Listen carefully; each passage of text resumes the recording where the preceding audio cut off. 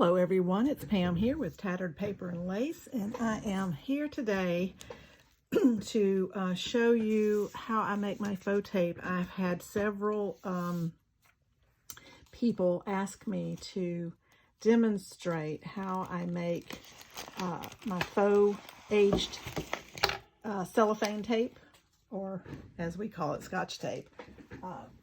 But I think they call it cello tape or cellophane tape is what it really is.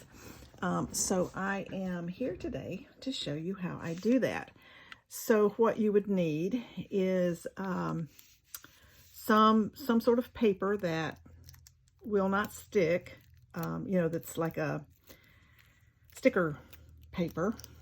And I have a sticker maker, a Xyron sticker maker, a 5-inch one, and that's where these pieces like this came from. And I have a blank one here. You'll need alcohol ink. I use caramel. Latte would also work. There's other browns, but a brown is the best. A roll of clear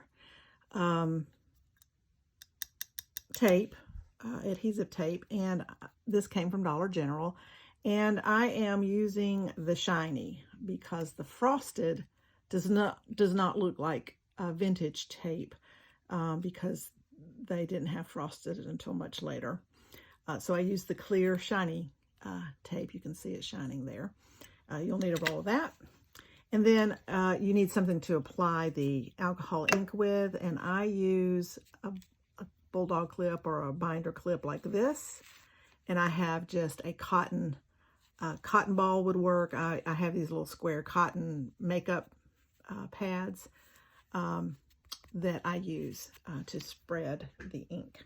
Now, let me explain that you can make them as grungy or as ungrungy as you want. You see the difference in this. This is very much grungier than this, and that all depends on the amount of ink you apply. I personally like this the best. I think this looks the most like vintage tape, but there could be some vintage tape that is aged longer. Who knows? I'm going to use my glue book page here to do this on so I don't mess up my background paper here. So all you need to do is whatever you can use. You can get little sticker books at the Dollar Tree that are blank for kids to collect stickers in. You can use that. You can, this is, like I said, from my sticker maker when I put something through it to put adhesive on the back. This is what it gets peeled off of. So that's what I'm using. But you can also, and I guess parchment paper or wax paper would work. I've not used either of those, so I'm not sure because I always have some of these. And also I have some wide, I'll show you one, double-sided tape, and I can use that as well if I just need to do a few strips. So I save all that so I have something to use when I need to make more tape. And you could use acetate. I'm not sure how well the tape would peel back off of that.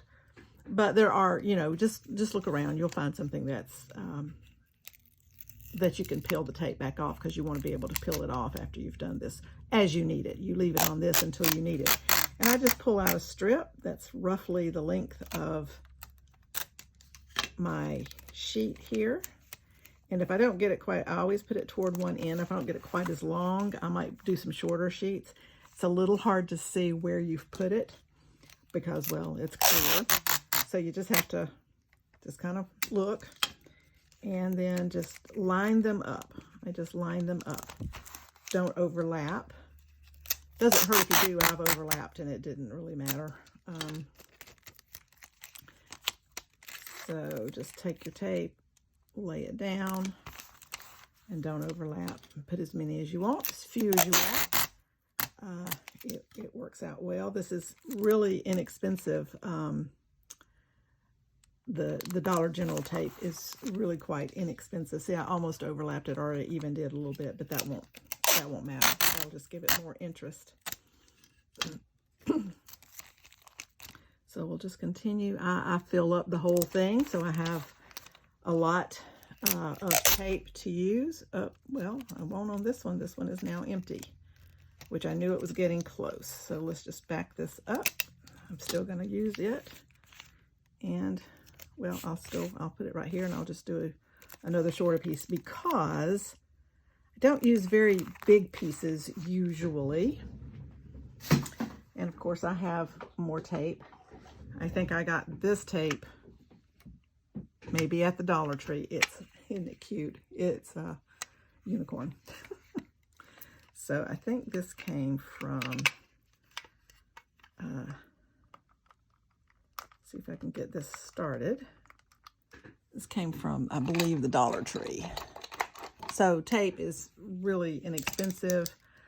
You can get the alcohol ink. I think if you just want the one, you can just get the one from, I don't know, anywhere really. Sometimes they come in packs of 3. And the pack of 3 that the caramel comes in is 3 different browns, ginger and latte, I believe. And those would also work if you wanted to use those. Here we go. Now I'm going to go out past where I think, nope, there's the sticky. This had some sticky residue. I don't know how that will do. So I'm going to pull this out past that and just not use that because I don't know how well it will do. And now this is not as good of a container. So I just need a little piece to go right there. And that's all you need. That's all you do. See, I let that one hang out a little bit, and that's okay too.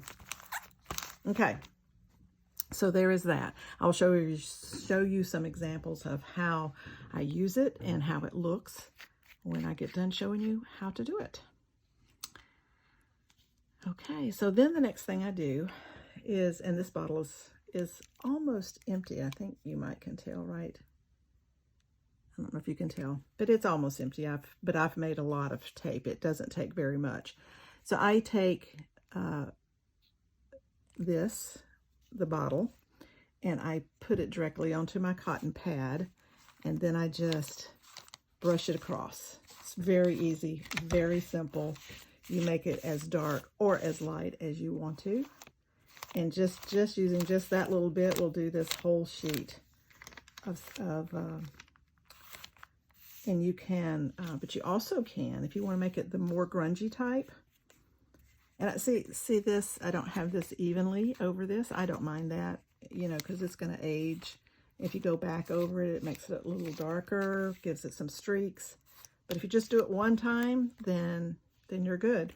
That's all you need. And that's all you do. So that is how you make the faux Scotch tape or cello tape. Then I just keep this until this cotton is worn out, and which takes it a long time to do that too. And this is nice on the binder clip because when you close the binder part of it, the handle part, this will just stand on its own. And I just have a little container I put it in. And there we are. It dries very, very quickly. It's already dry. Already dry. And that's what I do with it. Now, when you want to use it, so I got this one a little bit darker than this one, and this one is more grungy than this one. So it just depends. It depends on how much. And this tape, the modern clear tape like this is wider than actual aged tape. So I think I have some on one of these, or I did have. Oh, I took them off because they won't stick good. I have, I peel off any cellophane tape that I see. You can't see this, but any cellophane tape that I see on something that I'm going to use, or I've bought at a estate sale. Sometimes you have tape, and sometimes it'll peel off. I keep that because this is a lot narrower. Let's see if I can have you see that. I'm not sure I can. This is about a quarter of an inch, yes, a quarter of an inch narrower than current tape. And I will save those. I took these off because they don't want to stick wonderfully, but I do try to keep them on this same piece. And these are not very aged. They're older tape, but these are not very aged. So if I want them to be more aged, I will do the same thing to those. So anyway, so that's how you make them. And let me show you how you might use them. I have used, I'm going to show you a couple of things. I have used it in this collage here. Let me lift you up a bit. And I used it to look like it was holding down this photo. So that's how I use it sometimes. I will use it in a journal if a